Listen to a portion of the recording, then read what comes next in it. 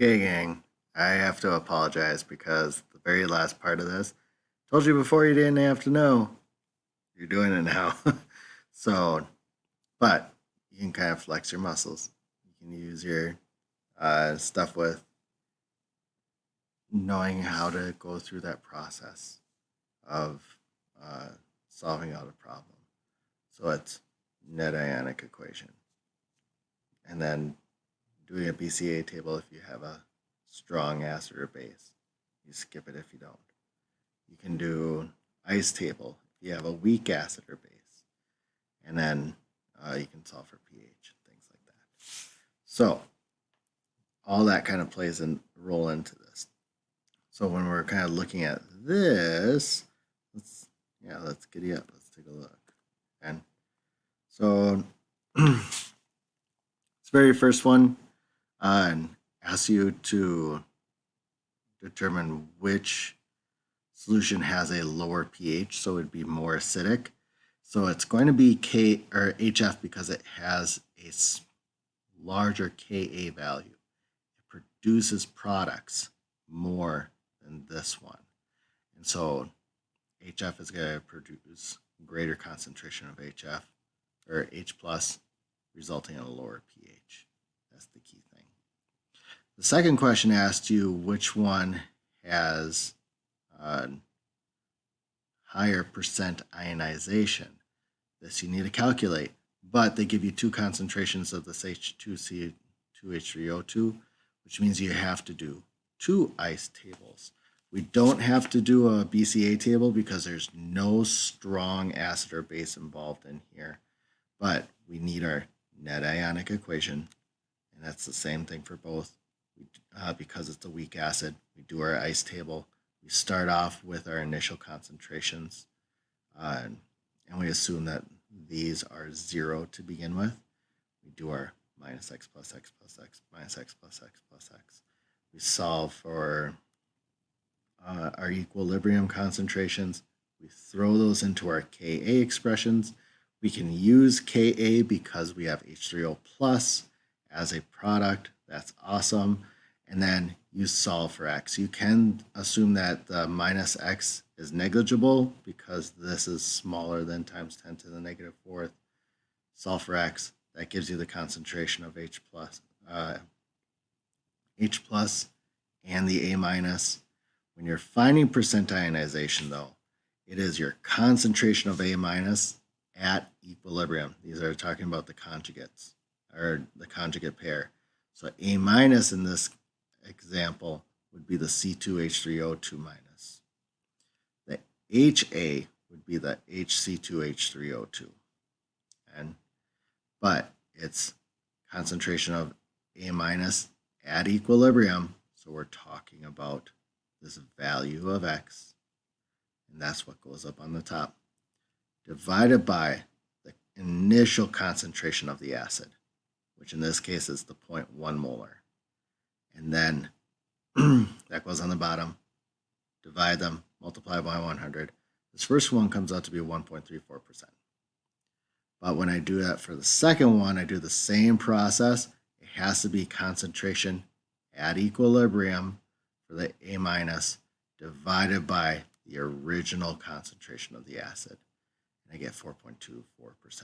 So even though it is a lower concentration, the pH will be low, would not be as acidic. The percent ionization is larger. And really it's just saying how much of this is dissociating compared to what we started with. And this will give you a lower pH, more acidic, but not as much of an ionization or percent ionization. And reading the graphs, you should be good at reading these graphs. Make sure that you know that at the equal half equivalence point, pH equals pKa, and the concentration of HA and A minus, the conjugate pair, are equal. When you go below that, the concentration of your HA, the acid, is greater. When you go above that, the concentration of A minus is greater. That's awesome. And so that's what a lot of the answers there are. But then, hoofda, Letter D, this is the one that I have to apologize for because I told you before you don't have to know how to do this, but yeah, you're doing it now, and yeah, you need to know how to do this. But the steps, it's all the same steps that we went through. And I'm going to kind of really quick explain it, but feel free to also go back to that slide deck for 8.4. It's number 8. It's the bonus one. And because this one asks you for the pH of the solution at the equivalence point, which is kind of like, okay, well, what do we know at the equivalence point and what's going on? Go through the steps. And so your first step, net ionic equation. Here's our net ionic equation. We're reacting the Hc2H3O2 with NaOH. So the Na, it will appear as a spectator ion. We don't have to put it in there because it's a strong base. And then, so that's what the OH minus is. Yields forward and reverse C2H3O2 plus H2O. We don't have to worry about the H2O. We do need to have a BCA table because this involves a strong base. It has to be in moles. So you got to convert this milliliters and molarity of the acid into moles, and that's kind of what's going on here. Molarity, the milliliters, you had to convert to liters, and then you get moles of that acid, and you originally this one starts at 0, and then our change minus x plus x, because we are at the equivalence point, and our moles of base that it's added has to equal the moles of acid initially. So that's why both of these are 0.005 moles. We're adding at the equivalence point. It's saying that these two are amounts should be the same. So they are co-limiting. Both of them will end up being 0 for the moles afterwards. Over here, the C2H3O2 will just get X. Again, sorry, this should be a 0 right there. Whoa.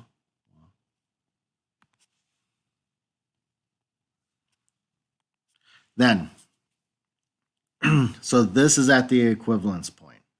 We have 0, we have 0, we have 0.005 moles of this substance.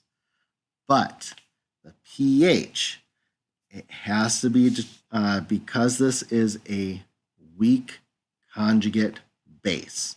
When we look at our conjugate pair, here's our weak acid, here's our weak base. Now we have a weak base, which means that we have to do an ice table. So we set up our ice table. We can use the same equation as before, but when we set this one up, we're starting off with no HC2H3O2 and no OH minus, because that's the result from our BCA table.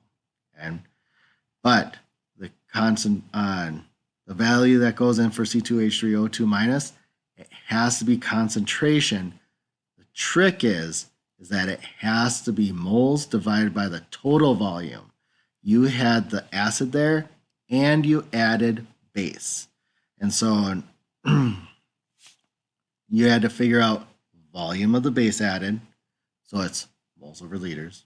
Molarity equals moles over liters. They gave you the molarity of the base. You know how many moles of base that it took to get to that equivalence point. That tells you how many liters you had to add. It's 0.05 liters. And you could also reason that both of these are the same molarity. It will take equal volumes in order to get there. So we really have 0.10 liters for our total volume. We take 0.005 moles, which we had here, divided by 0.10 liters, and we get 0.05 molars. That is the concentration of C2H3O2 minus that we start with. Okay? But now we go with our ice table. We have products we are going to make reactants. So this is minus x, this is plus x, this is plus x. You can reverse the reaction if you want to, but now to when we need to solve for x, because we need to figure out the pH. Well, we can figure out pH if we can figure out pOH, and that's kind of what we got to do. So this is a Kb equation, not Ka, because we have OH minus. So we know what the Ka value is. We have to convert it to Kb, which we use this expression.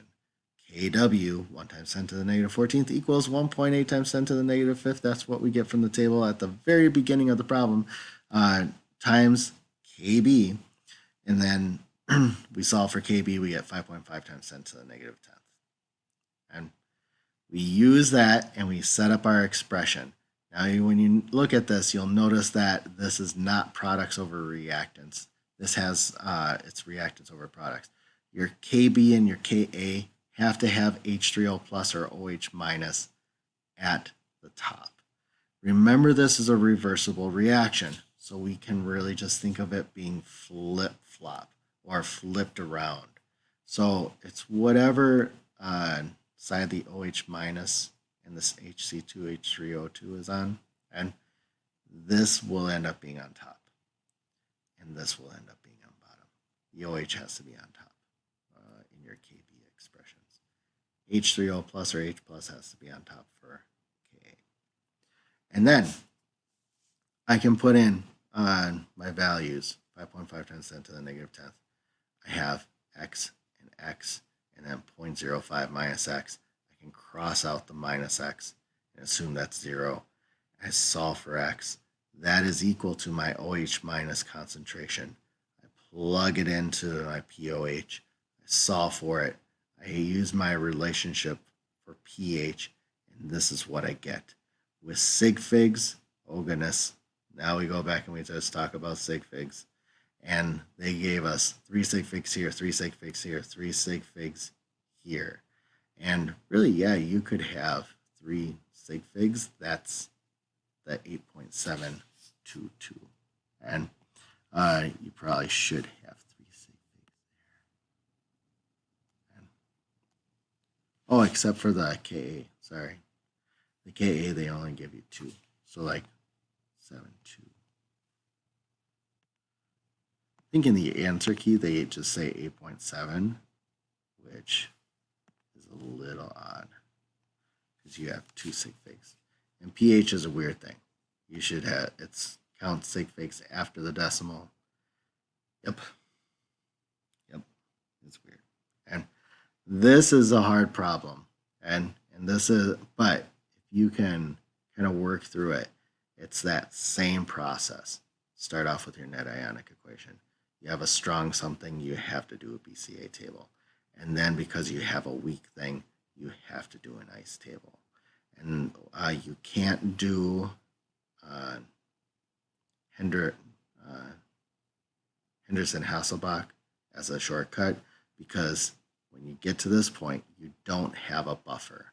You only have the conjugate base. You don't have both the conjugate acid and base. And so you have to work your way through that whole process to get to this pH. But when you do, and that's when you know your stuff with it. And you guys are doing awesome. Keep going with it. We'll review this. We'll do one on Tuesday. You guys will be good. All right. We'll see you guys.